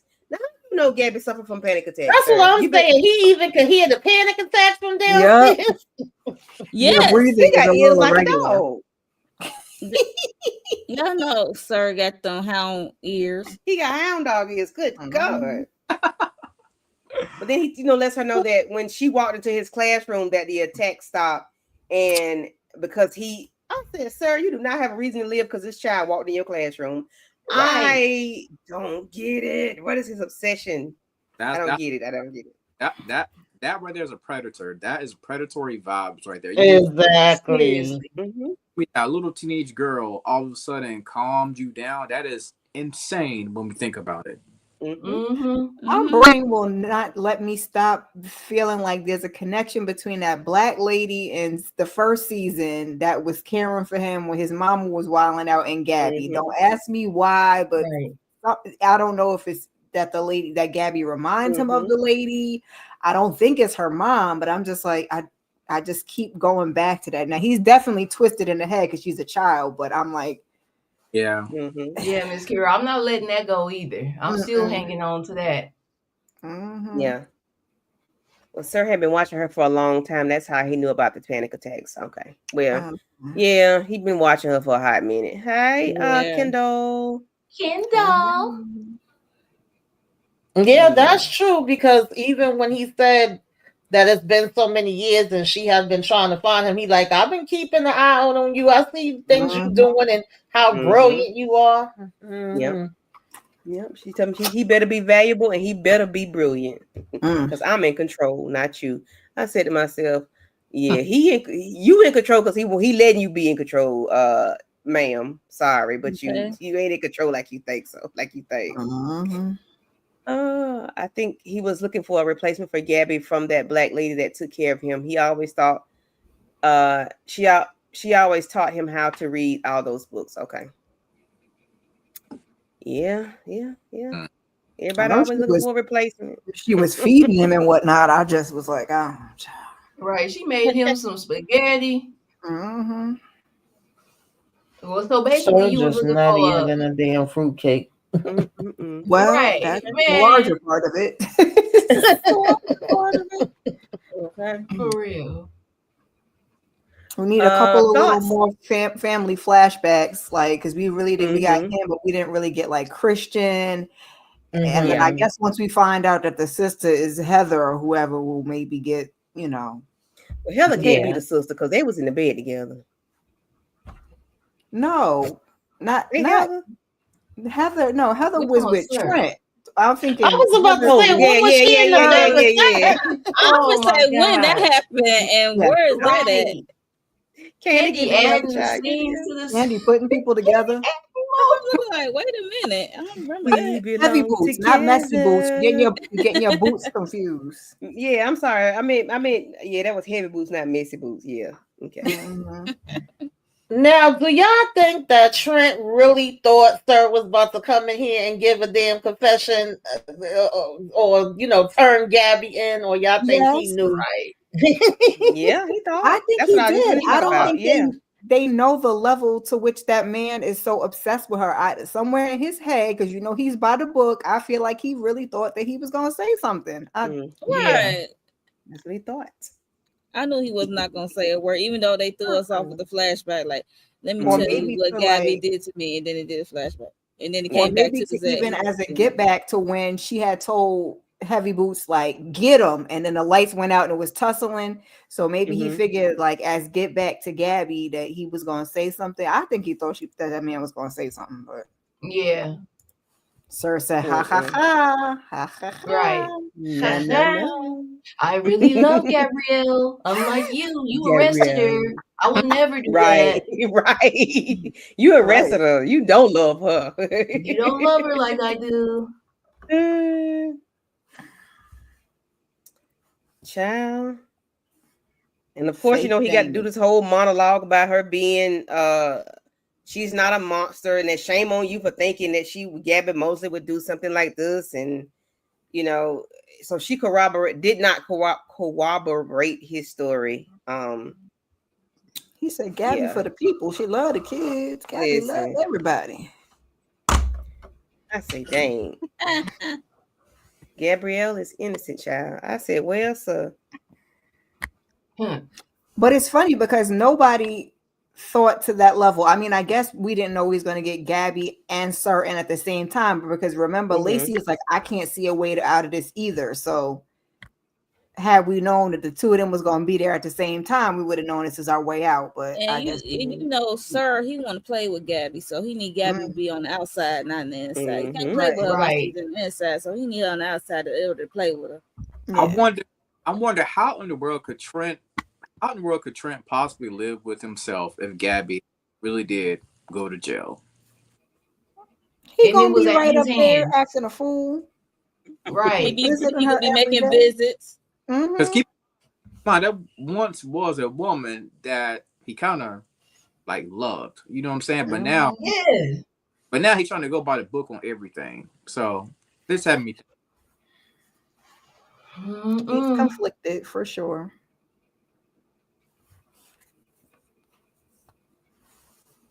Yeah, Trent. He sorry. Real quick. Oh, go ahead, Samika. No. I was just gonna say if she did, go and have to stay in, I think he would have been trying to work a way for her to get out, because even though initially when he was pissed off, he kept trying to put her in there. Then he changed his mind, and it was more so the captain that was like, now we got to do this because stuff ain't looking right. And, he wasn't really wanting to put her in there anymore. So that's why I was asking, do y'all really think that he believed that Sir was about to put everything on Gabi? Because I knew Sir wasn't about to do that, but I was just like wondering what his thinking was.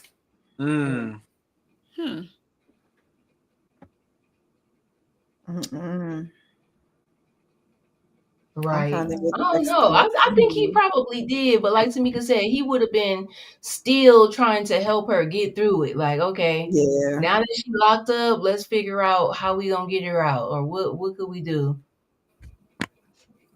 Yes, I'm with Kendall. Trent is so low-key smitten with Gabi. Heather is a convenient distraction. Right. She ain't nothing but a rebound. Okay. So I don't know, Margaret. This is what they noticed Margaret did to Margaret on this boy. Fake Jamie. Yeah, and that's why Don asked her, like, what did you pick up when you do your Margaret vision thing? And it's my son. And he don't have, and they notice he don't have no thrill, no emotions, happy to see her. No, he sure don't. I think Margaret has been so much distressed that she's willing to accept anything. Like, because we don't know the truth about this kid, and like that, no emotion hardly. And somebody fed him what he's supposed to know, because even when he kind of said like, she's not the same person that I knew when I left kind of situation, I'm like, all right, you have some insight. Like somebody has given you, maybe it's Sir, maybe it's somebody else. Somebody has given you some details towards the situation for you to be able to act accordingly, but you still acting suspect and you're not changed. And talking about when I left, what happened to you? How did you leave? Did you get snatched up? Did you run away? Where have you been?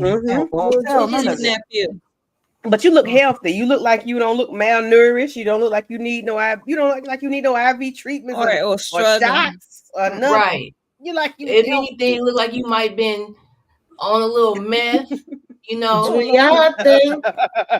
Harry's crazy. Do y'all think that he was ever kidnapped and somebody, I don't know whether it's Sir or whoever, took him? And I agree with Miss Kira, like he been fed something. Or do y'all think that he could have actually been placed wherever the real Jamie was at, and he know info from him? I don't know, child. It's definitely some stuff going on.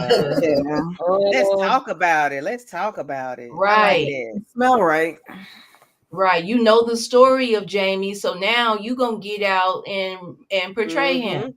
He could have even been, I was gonna say he could have been somebody following the case, because it was an episode of Law and Order kind of like this, where a family had a child that was missing for years, and all of a sudden this girl come back with a 4-leaf clover tattoo. Yep. Yes. You remember that, Candy? Yep. And we don't know why, but this fool Jamie up here probably did the same thing. But I think that young lady ended up putting hers on the wrong hand or wrong wrist. She did or something wrong. He forgot the damn mole, so there's that. He forgot the mole, right? Yeah, he forgot the mole. Big dumb. And you sort of put a mole on your elbow. Now, which elbow? I don't know. I thought it was the right. No. Yeah. Don got that jacket up off of him, though. He probably don't even know about the mole, because he would have been. And then they cut away. I'm like, I thought they was gonna show the arm as he walking away. I'm like, they cut away. But they was showing Don looking at him. They seen that. I'm like, only Don knows. Yeah, I'm like, show us his elbows. Why y'all not showing us? Right.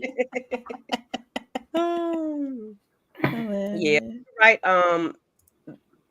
Yeah, Heather, Christian, and Jamie each took way too much interest in Gabi whenever they first met her. The whole Evans clan is a hot mess. Yep, I'm assuming they're all related. And yes, I'm with you. I see you. We see each other. I agree.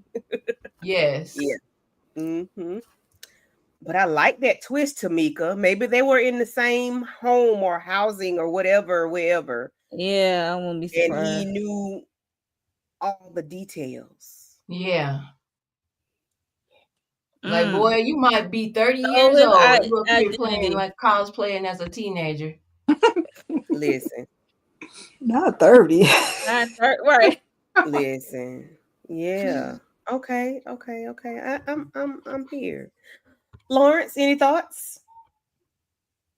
No. I mean, at this point in time, I'm just interested to see how I'm gonna say no thoughts. I'm about to share my thoughts anyway.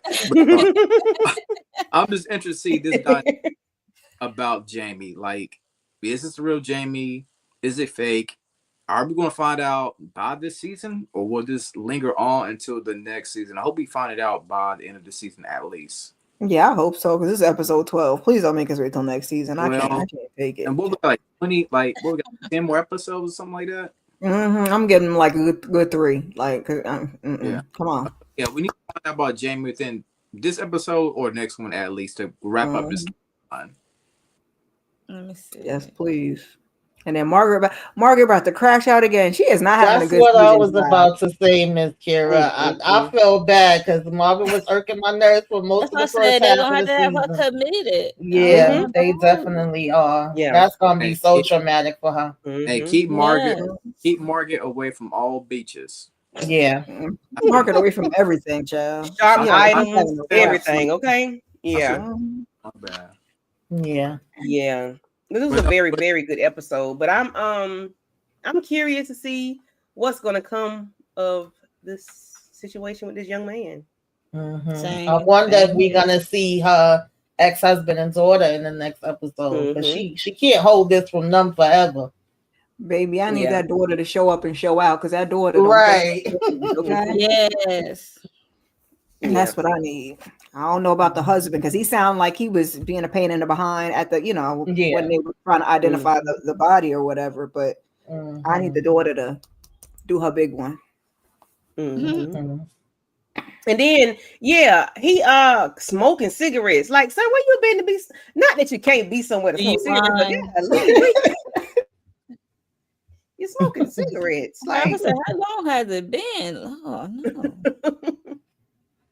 That was just weird to me. Like, okay, hard knock life. You had to get him a little smoke, right? Aries already called him a meth head, so ain't no I was gonna say, but look perfectly healthy. Yeah, he looks so healthy. He looks like he's been. You know how you see those homeless, those unhoused people on the corner, and they don't look too disheveled. Like, all right, now y'all playing games. Stop playing. Your shoes look better than mine. Like what? Okay. I cannot. Sir probably had Jamie show up when he got arrested so that Gabi would be forced to visit him in prison. Listen, we were saying that when we did the last review. Like, this could be a setup from Serve that he had a time. He got a plan B, C, D, E, F, and G, and he like, all right, they got me. Next plan, y'all already know. Send them in. Right. And I feel like every theory that we're talking about right now when it comes to Sir and Jamie, all of these theories could be true. These theories are really endless because we don't know which way Sir is cold and calculated. We really don't know which way he's going to go. So every theory we're talking about, it really could exist. Yep, it could exist. Well, that's that on that. That's pretty much all the episode. Unless I missed something. Did I miss anything? No, that's pretty much it. It was basically the origins of Sir and Jamie. That was it, really. Yeah. It was a very good episode. I was like, oh, we going back to the back. We finna figure out how this all came to be. Okay, cool. That's what I'm wondering, Kendall, is Heather about to come in and be Sir Lawyer. Right. I was thinking the same thing. We here. Right. And if she is, I'm definitely on the popping side.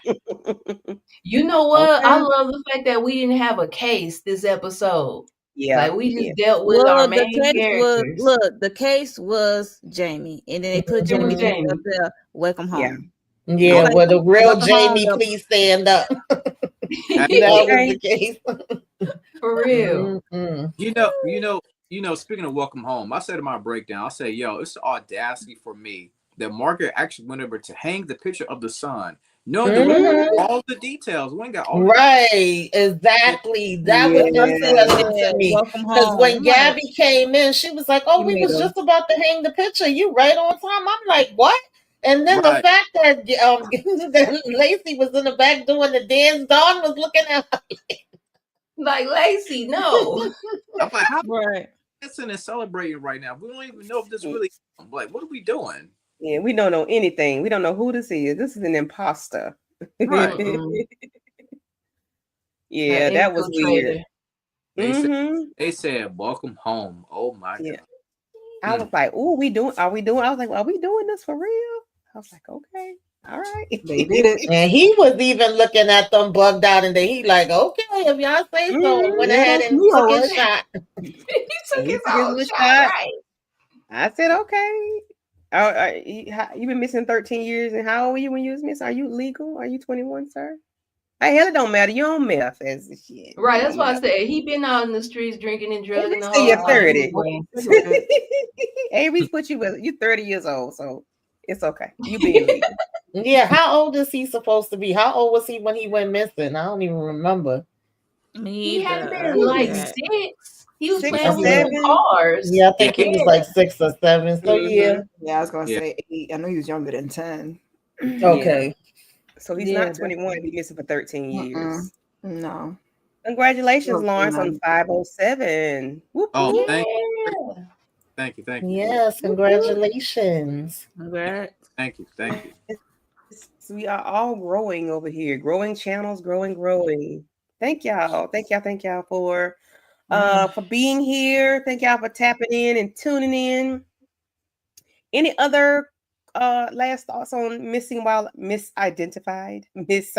Okay. Any other thoughts? I just hope we find out who Jamie is, like y'all were saying, just in the next episode. It don't need to be drawn out. I can't take too much of him lying to this lady straight up to her face like that. So I want them to already have a plan in line for how to deal with Margaret, because we know she ain't gonna take it good. Right. That's what they might need to go and commit her ahead of time. Yep. Have a plan in place.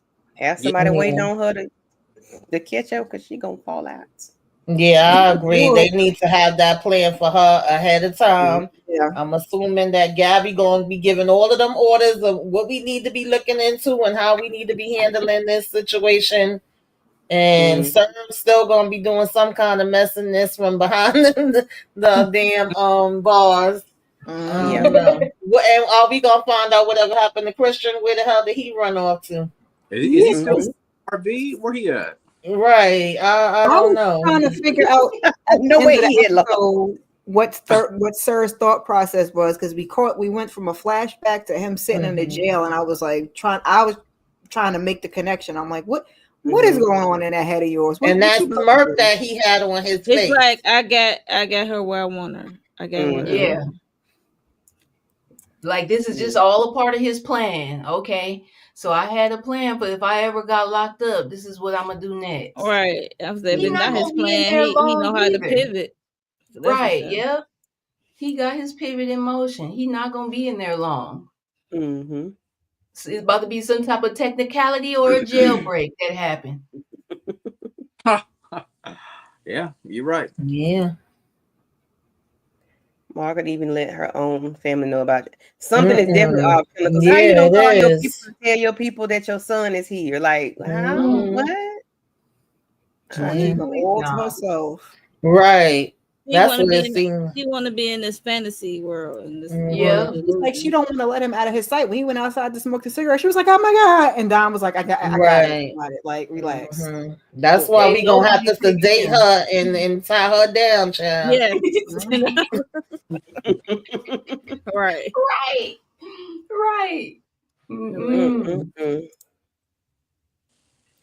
Yeah, that's something that's off about that. That's just weird. Anything else? Nothing else? Let's see. Lawrence, tell the people what you got going on your channel so we can get up out of here. Yes, y'all. To the beach, y'all. Yep, we just hit 500 subscribers, so we're definitely grateful about that right there. I did my breakdown for NBC Found last week. Also, check out my review of Captain America Brave New World. Tomorrow, me and Mo and VKJ will be talking about Captain America Brave New World. Tomorrow at 10 o'clock, there will be spoilers, of course. I hope that everybody's already seen it by now, but please feel free to stop by, see what we're talking about with Captain America. It's a lot of controversy, some good, some bad. We will dissect all of it. Make sure y'all subscribe. Always grateful to be on this panel with these incredible women. Aw, we love having you. We love the yes, just the camaraderie, Lawrence, for sure. Yes. Mm-hmm. Oh yeah, whatever. Even though he try to be quiet sometimes, I have to call him out. I see He got a lot to say. Like a teacher. Yeah, because the one that ain't saying that, he gonna talk today. Not gonna talk All righty, Kira, Miss Kira, what you got going on? Yes. I did a weekly huddle a little bit earlier, just catching up on some entertainment news and what I'm watching on TV and whatnot. And I was supposed to do Love is Blind, but I said, let me, take a little rest and get my act together and be ready for Miss Anissa. Okay. So tomorrow, Love is Blind and Married to Medicine. Wednesday, we got Paradise. And other than that, keep your notifications on for some more stuff. All right. And Miss Monique 69 Williams Johnson.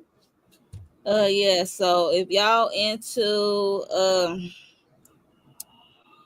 the fallen show of Love of Marriage Huntsville not too long ago, me and Candy Love, Light Nova Letitia, and Miss Inga, we have covered the last of that show. We are closing that out with a bang. We had a good time. Yes, so please check out the replay of that live we did. And also tomorrow, like Lauren said, we are doing the Captain America movie. So it's gonna be spoiled from head to toe. Okay. So be mindful when y'all click on the live, okay? Wednesday we got Paradise, episode 6. And later that evening we also cover sisters. We always cover sisters after each episode. With Candy Love and Tamika's Den. Yay! All right, the den. What's going on in the den? I'm keeping it cool right now. Just mostly whatever live collab sisters, the Oval family business. I'm not really doing too much on my own right now, but every now and then I'm gonna pop up and be talking about some things and probably giving y'all some shorts.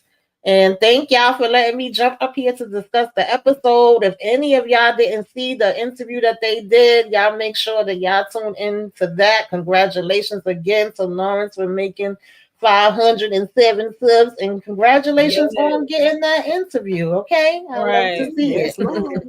Amen. Moving and grooving. Yes. All right. Dial in for movies. What say you? What's up?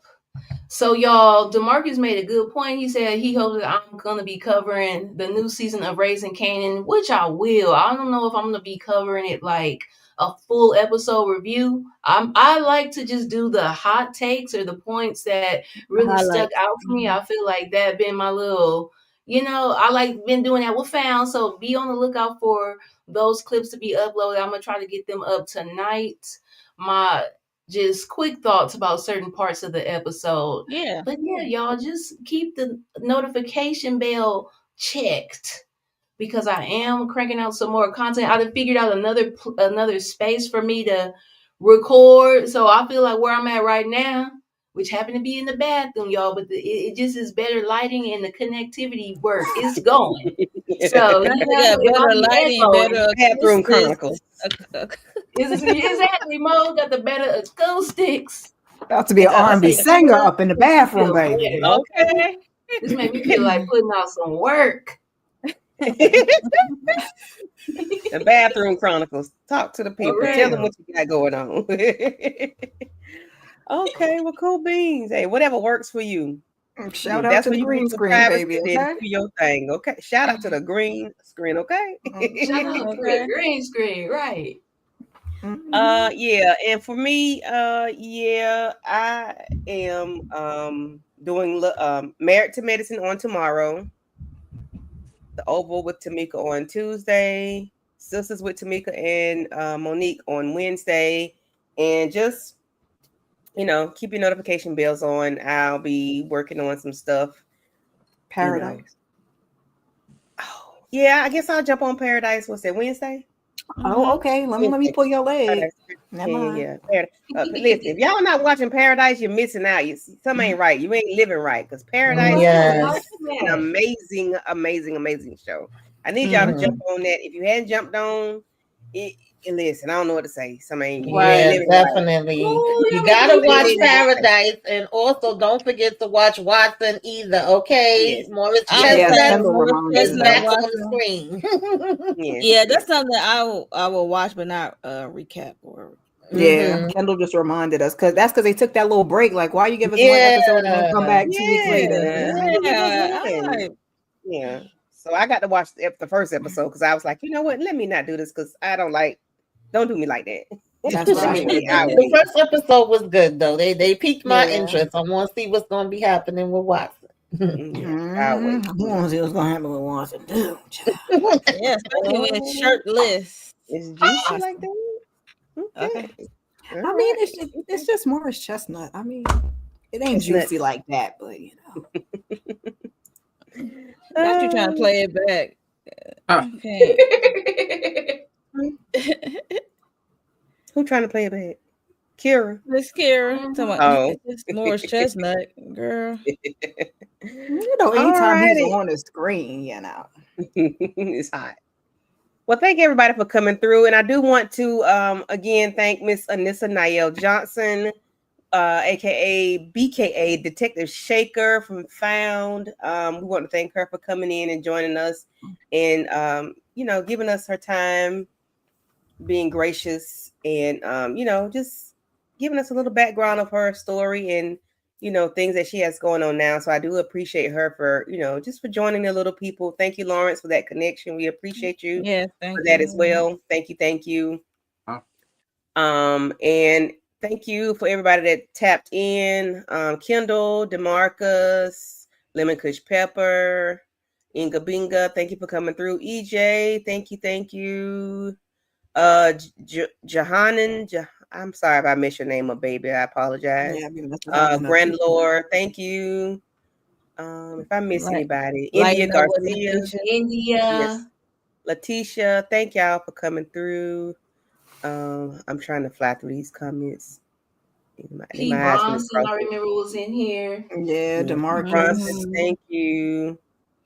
We appreciate you. Thank you. Yeah. So with that being said, we're gonna go ahead and get out of here, and we're gonna holler at y'all later.